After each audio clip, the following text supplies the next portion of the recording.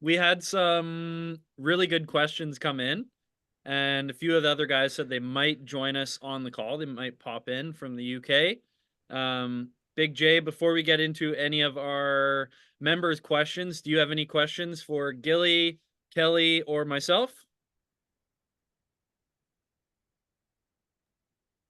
No, no, I'm all sweet. I just love to hear what you guys speak about, and sure I'll come up with some questions by the end. Sounds good, Where, man. Sounds good. where are you, Josh? Are you in Christchurch? Yeah, I'm in sunny Christchurch. Sorry, I've been doing the dishes, but yeah, it's miserable outside here. It still looks like it's 6 a.m. Oh, wow. Bloody pitch black, Oh, look grey, at raining, miserable. So oh. Stay inside, do more dishes, mate. You'll be yeah, right. exactly right. Really selling day. All right. So we had a really good question. I wrote down a list. We had 5 good questions come in from our members. So we'll start with the one at the top. Yesterday we put out a social media post regarding off-season training and doing lots of zone 2 training in the off-season. So this question was related to that. So Gilly, what is the MAF method and how do you use it to figure out your heart rate zones? I feel like a lot of people are really used to sort of like 220 minus age. So 220 minus your age is your max heart rate, your predicted max heart rate. And there's lots of ways of working out training zones. In my experience, particularly rugby players, but most people tend to train in the wrong heart rate zones. They tend to train a little bit too hard for the goal they're trying to achieve. So the MAF method, is from a sort of health expert called Phil Maffetone, and he prescribes 180 minus your age as a aerobic easy training zone, and so basically I tend to throw that around quite a bit because it makes people train a little bit easier than they need to for aerobic benefit. And when we're dealing with big rugby players, we don't want people running too hard if the goal is to build an aerobic base. So really it's for a fit young athlete, you're probably looking at 180 minus your age plus 5 or 6 beats. Would probably be about right. But it just gives us an indication. Another good way of looking at it is conversation method. Like when you're trying to train the aerobic system, essentially we're trying to obtain energy through the use of oxygen. And so we're trying to become oxidative animals. We're trying to utilize fats. We're trying to build the body's ability to recover, to work really efficiently.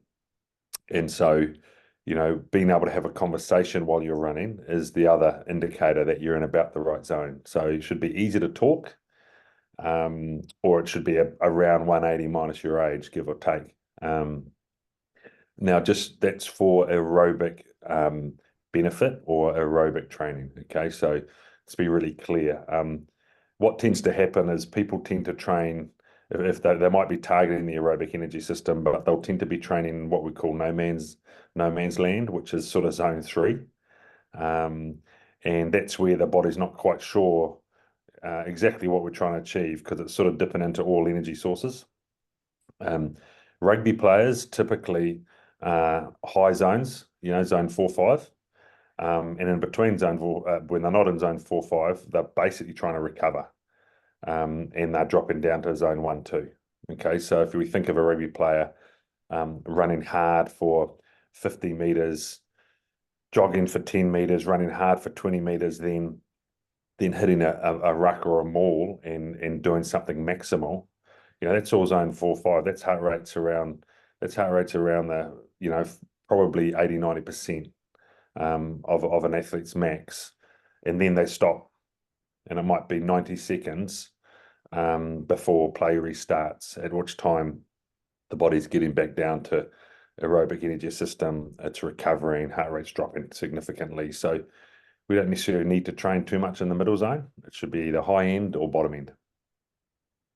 That's really helpful. So then, like, I think one of the main takeaways I got from that then was the math method ensures that you don't do a bunch of no man's land running. Yeah, cool. Right on. So the next question is interesting because obviously, like, backs need to do some zone 2 work. They need to be fit. In case this person wasn't listening, in one of our previous podcasts, we were talking about speed, and Gilly, you had mentioned like your aerobic fitness allows you to do high speed bursts more frequently throughout the game while having less fatigue. So this question kind of ties into that. Should backs be doing more zone 2 work, or will that type of training make you slower by training the slower twitch fibers? Good question. Good question. So I think that there's a time and a place, right? In season, most backs are about running as fast as they can, for as long as they can, as frequently as they can. So that's the number one goal is, speed is your weapon. We did some research a few years ago that showed that one of the predictors of performance, particularly in backs, is speed. And why that's a predictor of performance is because the faster athletes break more tackles, have more line breaks, and therefore have more influence on the game. So speed is really, really important. You're right, lots of zone 1, zone 2 training will target those aerobic fibers, those slower fibers. It's a little bit like doing hypertrophy training in the gym. You're doing reps of 10, 12, you're just stimulating slow twitch fibers. So you might be big, but you'll be slow. And so same sort of concept. So yes, correct. You don't want to be hitting that zone on purpose too much in training. But as I said earlier, you sort of need to do that low end stuff for recovery to keep the aerobic system in check and ticking along. But in season, the focus would be on zone 4, 5, running fast, running often. You're a thoroughbred essentially. But in the off season, that's when you'd be focusing on building some zone 1, zone 2 sort of volume. And then as the preseason comes in, tapping into more zone 4, 5. So I think it's pretty standard sort of philosophy or theory that you need a base to launch yourself from. And so being aerobically fit in the off season helps you do more volume of higher intensity work later in the preseason without falling over. So I think there's a massive issue in most rugby players' aerobic ability. And that is the recovery between efforts. So, let's assume that we are very strong, we're powerful, and we can accelerate or run fast, whatever position we play. Everyone loves feeling like that. The players with the most influence on a game will still be able to do that at the 80th minute. And that's probably what I see too much of, is people are great for 30 minutes, 40 minutes. And then they fatigue. Why do they fatigue? Because their aerobic fitness isn't good enough. So for the in-season block, I guess when you mentioned as well, when the athletes, especially the thoroughbreds, are doing lots of that zone 4, zone 5 running, they end up getting a lot of that zone 2 because that's where they're recovering anyways. When they're trying to come down, right? So whether they mean to or not, they're still spending quite a bit of time in zone 2. Yeah, exactly. Like if a training session is designed right in your team, then you'll be putting in some high-end bursts, and there'll be some recovery and talking in between, just like in a game, So that's essentially what should be happening in most trainings. If the training session's structured right, you shouldn't have to do anything extra. Okay. And I think it's important to clarify when we're talking zone 4, 5, we're talking running speed as well as heart rate zone. Okay. So essentially they're reasonably similar. They're not the same, but we're basically talking about running fast or putting in some hard efforts, or having time in those high heart rate zones. Okay. You can run fast for 50 meters, but heart rate not go up. Okay. And hit zone 4, 5. So we just have to be clear that if we're working physiologically, then, you know, and we're wanting to hit those heart rate zones, it's not necessarily reflected by your running speed. So you just need to be clear what you're trying to achieve there. But in season, it's really around efforts, and the structure of your session should allow you to be dipping into that aerobic system, or you do some at a different time. Perfect. So this whoever submitted these questions, they really thought about this. So this one ties directly into the next one. Can you do sprints followed by lower intensity aerobic work in the same session? Or should these energy systems be trained separately? And they gave an example. So if you're doing a watt bike session where you do 3 to 5 second sprints, repeats with a long rest, and then finishing it off with 20 minutes of intervals, would that be a suitable way to train both energy systems at the same session? Yeah, good question. The key, I think, is as rugby players, we do a lot of sort of conjugate training, you know, where we or concurrent training, whatever you want to call it, where we're trying to do or achieve lots of different things in a session. That's the game. The game is, you know, that's why I love rugby so much. The game is all about so many factors of the physical output or the physical ability. You know, you're tested across all energy systems, you know, against big, small, fast, slow people, you know, the requirements physically are just so varied. So I don't think there's a problem with your training reflecting that. And often, you know, combining some aerobic work with some high intensity sprint work, I mean, that's bread and butter, that's gold, because that's what the game is. So I would tend to do more. I would tend to, rather than have a block of aerobic work at the end, I'd tend to put that between or within the sprinting blocks. So, you know, you might do 3 5s on a watt bike, you know, on a 30-second turnaround. So let's say 5 seconds on, 25 off 3 times. So these are your max outputs. And then I'd say 6 minutes aerobic zone, you know, and then repeat, something like that. So one, the quality of your sprints is maintained. You're recovering, but you're also getting that aerobic work in that you need to. You know, and in contrast, you could just have a high intensity sprint session one day, and the next day do your aerobic work on the bike. So I don't think there's any issues with either method. Probably comes down a little bit to time available. You know, that's often what is sort of we finding most difficult is where we find the time to do everything. Hence we combine stuff. So for the bigger athletes, which I know it's funny, you corrected me on this because you said, you know, there's some centers that are 120 kilos. So when we say big athletes, let's say type 5 forwards who tend to be the biggest on the field,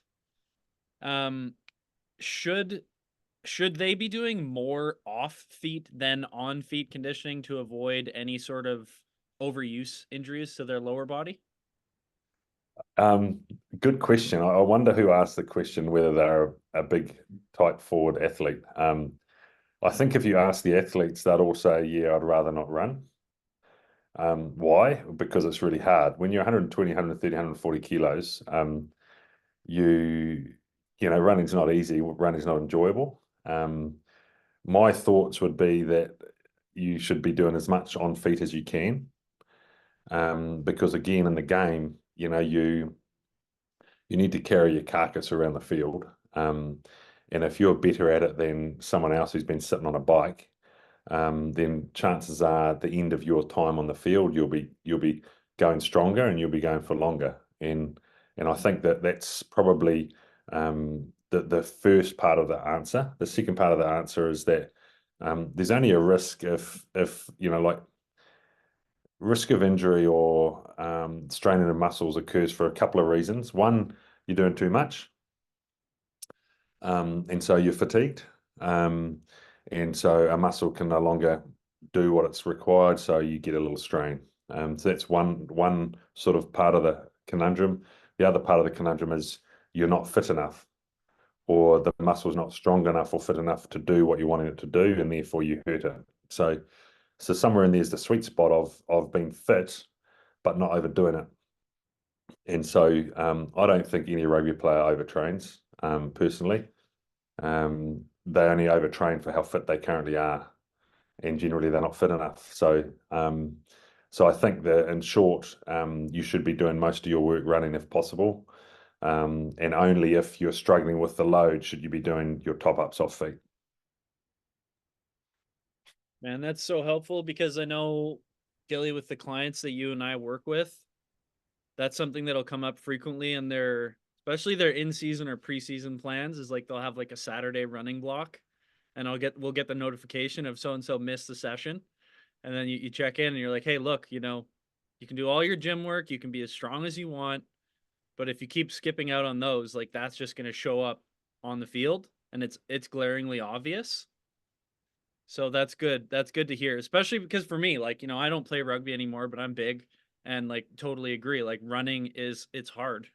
It's not that much fun when you're really heavy, but I have noticed the more aerobically fit I get, like in between heavy sets, my recovery is so much better. I feel better.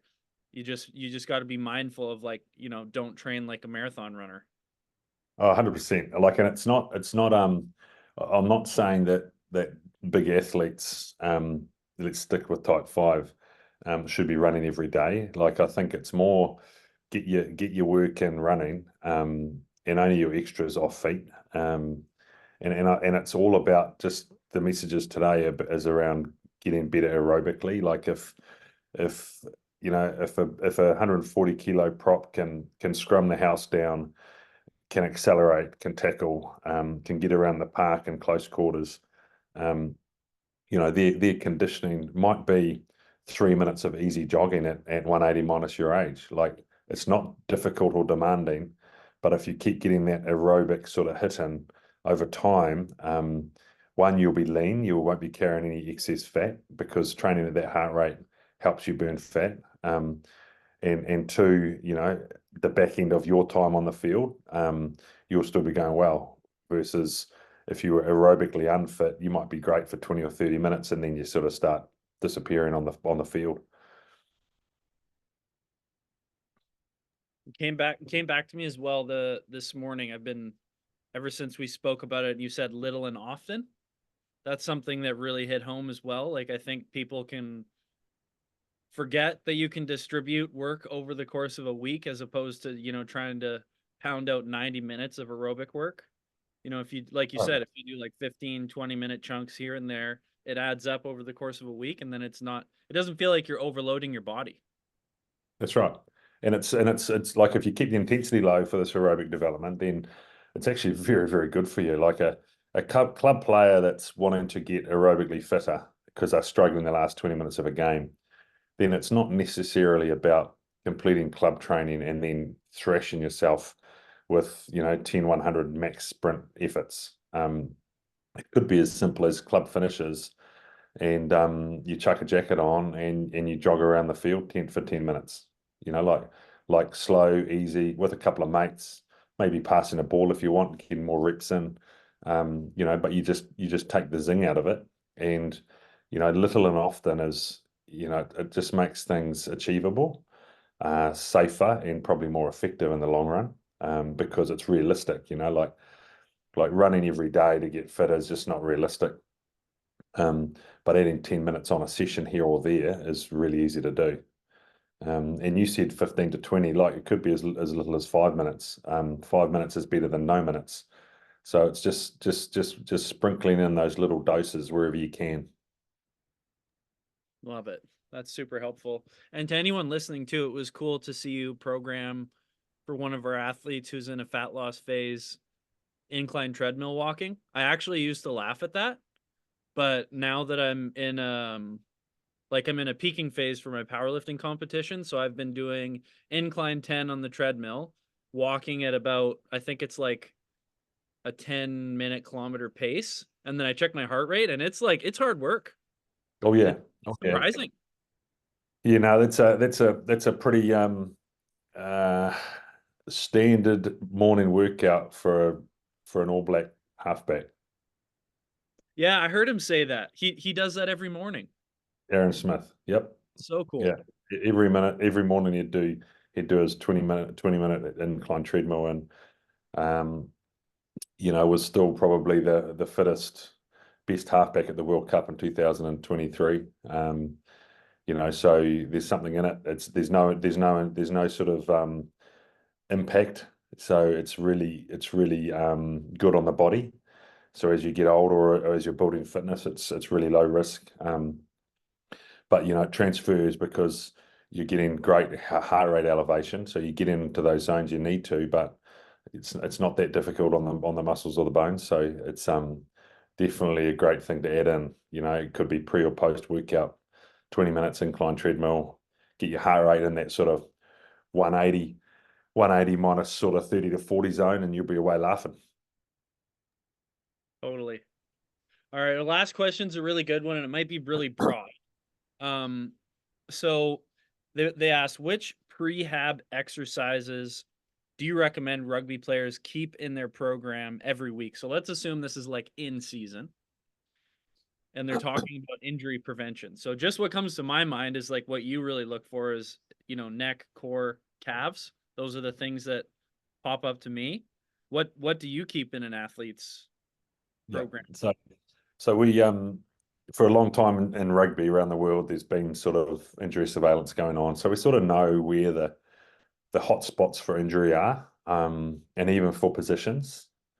So essentially, if you're a pushing athlete, so if you're a tight five, calves are really, really important, particularly soleus, so bent leg calf. So that's a really big rock for the big pushing athletes.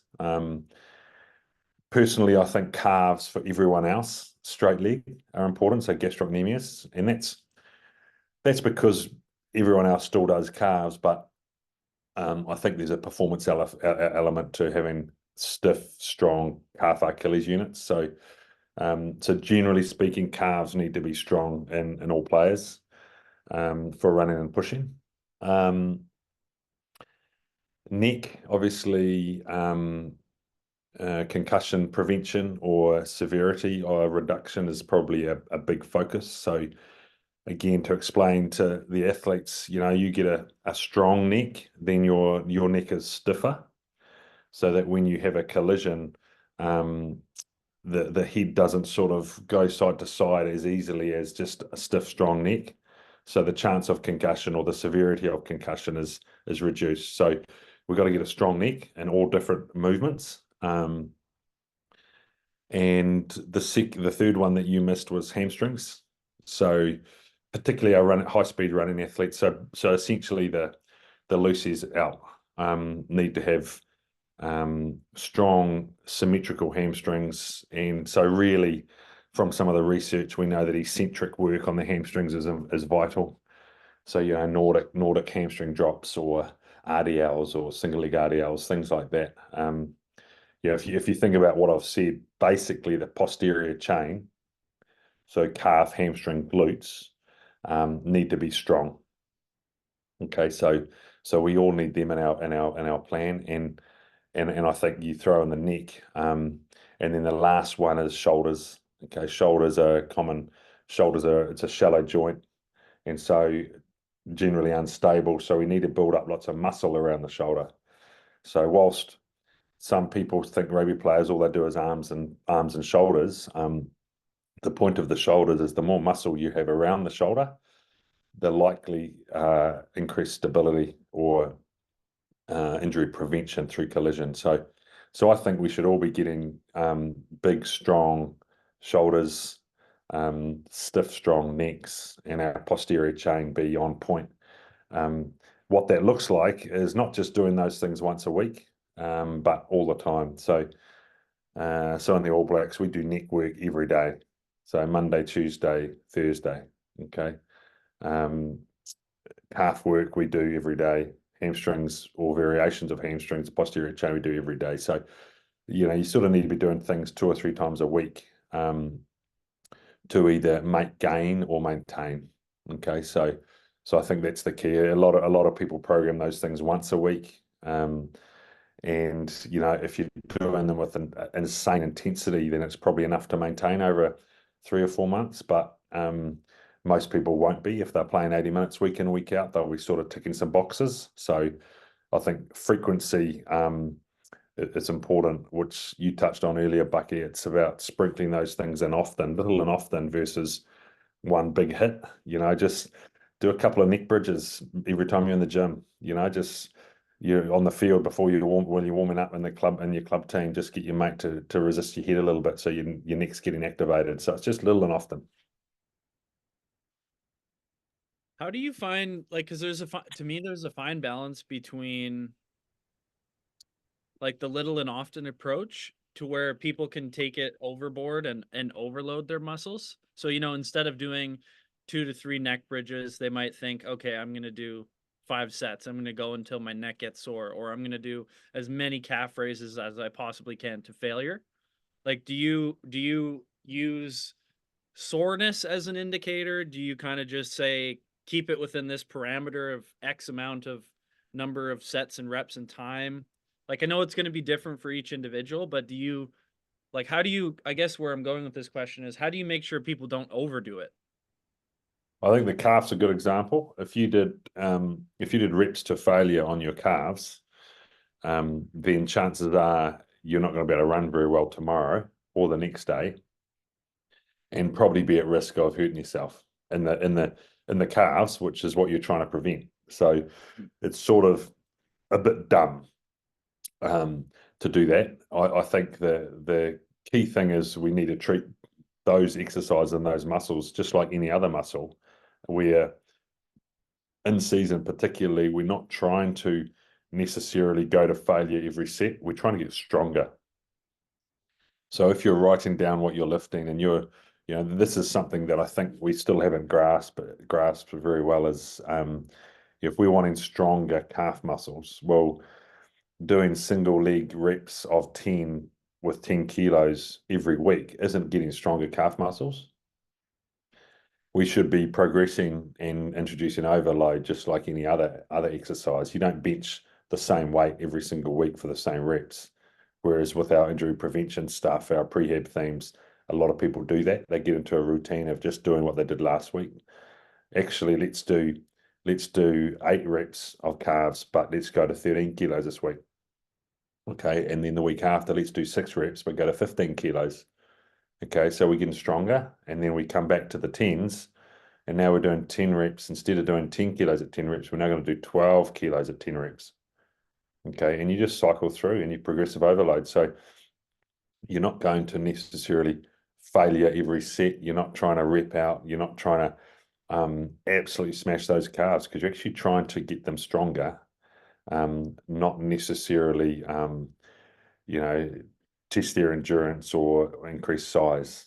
Okay, we're trying to get stronger to be able to tolerate or express and produce force. So that would be my thoughts. Same goes with neck, same goes with hamstrings, trying to get stronger. And that's super helpful, Gilly, because I know, like, for those people out there who might not know, like, what a reputable source is to look for or to read into for this information, you could go wrong and maybe look like, I'm a fan of Arnold Schwarzenegger as an example, and he has all these training articles, and you could look at like, wow, how do I get calves like that big? So it's like you go on I literally read it yesterday. There's 4 exercises, all for 4 to 5 sets of 15 to 20 reps. And like, you might see that and think, great, like that's going to help me get the most strongest athletic calves possible. So it's really nice to hear you actually break it down as to how you do training for injury prevention prehab in season, as opposed to just getting like big and slow and possibly hurt yourself. Well, Bucky, explains why you don't like running, mate. If you're doing 4 or 5 sets of 15 to 20 reps of 5 different exercises for your little calves, explains why you don't like running, mate. But no, you're 100% right. That's the problem with social media, right? Or the fact that people can see something online and think that's what they need to put into their program. Happens all the time, even with professional athletes. So keeping it really simple and understanding what it is you're trying to achieve. And don't get me wrong, like if in the off season you're wanting to get some size and really smash your calves, you do it in the off season when maybe you're not having to run hard and fast the next day. you know, it's very much around the timing of what it is you're trying to do. But yeah, I wouldn't be suggesting that with too many athletes, that's for sure. Rugby athletes, I mean. Love it. Well, Gilly, thank you so much. Team, before we go, Kelly or Big J, do either of you have any questions for Gilly? Yeah, I have a question, and I love that little and often theory. I love that because it makes it really achievable for the players that are getting sort of, overwhelmed with having to do stuff that is hard, because we all tend to back away from the real hard challenges. If you hear anything whining, it's actually my dog. It's just had knee reconstruction. So he's just sitting in his crate over there having a little whine. But yeah, no, so I really love that theory.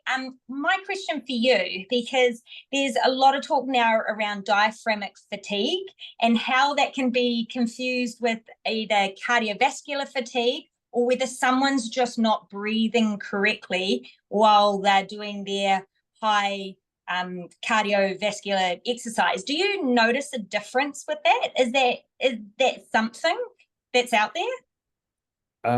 It's something that's out there. I'm not convinced it impacts rugby players' performance, but we do have some athletes that focus a lot on how they're breathing and trying to retrain their breath.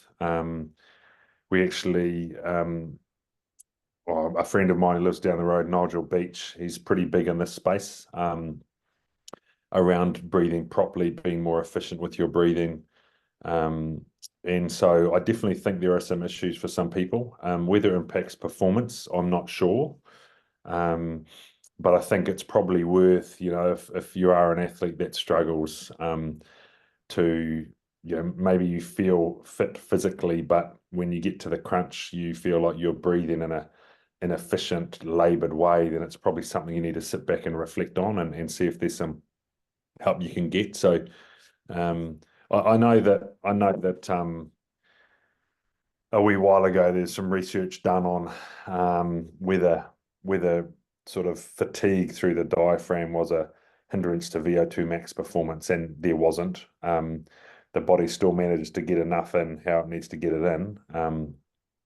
But that's not to say that we can't improve the efficiency and our ability under high stress to breathe better and get more oxygen. And you'll see every team in the world now, they as a point of trying to get oxygen into the brain, they'll all stand in a huddle and someone will say something and they'll all take a deep breath together.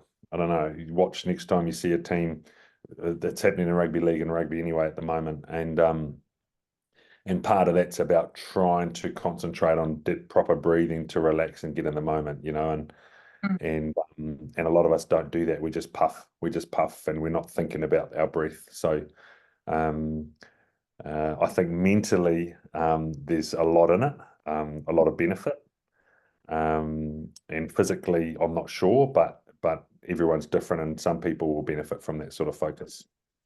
Yeah, cool. No, it was good to just get your point, and obviously you're working with such high athletes, whether you see that difference with their VO2 max and the cardiovascular side of things with breath work. So that was one question. Another question is, I'm working with a lot of young rugby players. Like, we're talking from 11-year-olds up to 16-year-olds. Now, it seems like at a very young age, it's getting a lot more driven and focused towards the kids upping their level and cardiovascular and everything like that, which I totally understand. Is there a level where it's too much for that age group while they're still physically developing? And what kind of areas would you say that they should be aware of or careful of, that kind of thing there? So we're talking like 11 to 15 or something, yeah? Yeah, 11 to 16. So I understand for that 11-year-old age, they're starting to get a lot more aware and conscious around concussions and getting the kids prepared so that they're going into the game physically prepared to be able to look after their bodies better, which I'm highly I promote big time. But is there a point where it's too much for that young age while they're developing? I think it's a hard one because it sort of depends on the who and the how. I think my 5 cents for what it's worth would be that 11, 12, 13-year-olds should just be playing. It should be a game of fun, and it should be throwing the ball around and just having fun. It should be all about that. And I don't think there should be much more than skill and fitness and fun. That would be sort of at that age group, and I suppose maybe some education around getting better at basic movements. So, for example, what happens at that age group is you have a growth spurt, where all of a sudden your tendons and muscles are tight. You can't squat properly because your bones have grown so fast. You've lost proper movement function. And I think at a young age, we should just be trying to ingrain good movements so that when they get to sort of 13, 14, 15, and we start to do some weights, our movements are really good. And so what I mean by that is a basic ass to grass squat. Like if that was something you could teach an 11, 12, 13-year-old to be able to do while they're growing, when they do become more mature, they can actually get a strong, robust body because they've got good movement. Yeah. So that's probably, like back in the day, it used to be sort of a no-no to do strength training with young people. And all the research that came out showed that it was actually not a problem. We have kids that jump off, 5-meter high jungle gyms and don't break bones, so there's no issue with strength training. The problem with strength training is people doing it wrong, because their movement's crap or they don't have good coaching. So I think young kids should be taught basic movements and be ingrained in them. They should be having fun. And as they get a little bit older, they should be starting to lift weights to get strong and be safe. So neck strength, like I talked about, posterior chain, shoulders, all those sorts of things. But I definitely also am a bit of an advocate of not specializing early. Like I think if you've got a young child or a young athlete that wants to just pour your heart and soul into rugby, then I'd be saying, well, that's fine in winter. What are you going to do in summer? Let's play cricket. Let's do some other sports. Let's surf. Let's do lots of other sports so that when they finish their career of sport, they haven't got regrets of not having tried other things. And I think if you specialize early, you maybe miss some opportunities to develop other things. So, that would be my 5 cents. No, that's cool. That's awesome. And it makes complete sense. So no, it was good to get your feedback on that. Cool. Beautiful. Kelly, something too, like I've worked with a lot of youth athletes, and something to be really mindful as well is like all of the extras that add up. So what does each athlete's week actually look like in terms of their activities? Because, as an example, we had an athlete who was he was in the cross country club. He was training rugby 4 days a week. He also had the weight room and he had PE class. So it was like, if you looked at his week, it was like, oh my God, you don't need, you're sitting out of this conditioning block. Like you have to really watch that with kids as well, because in school, at least here, you have the ability to play like a club sport and a school sport at the same time. And then you have PE and then you have the weight room. So if you look at each kid's week, it's often a matter of like encouraging them to do less.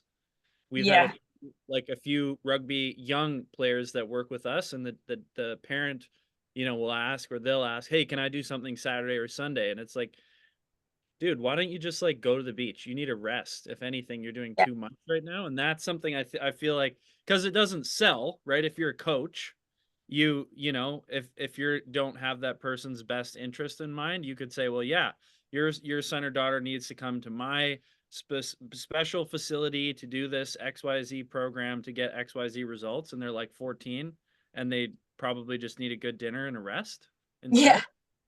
100%. I'd agree with that. There's so many kids doing so many cross codes and every day of the week, and then they go to school and they run around, and it's like, I sort of sit there and I go, when is too enough?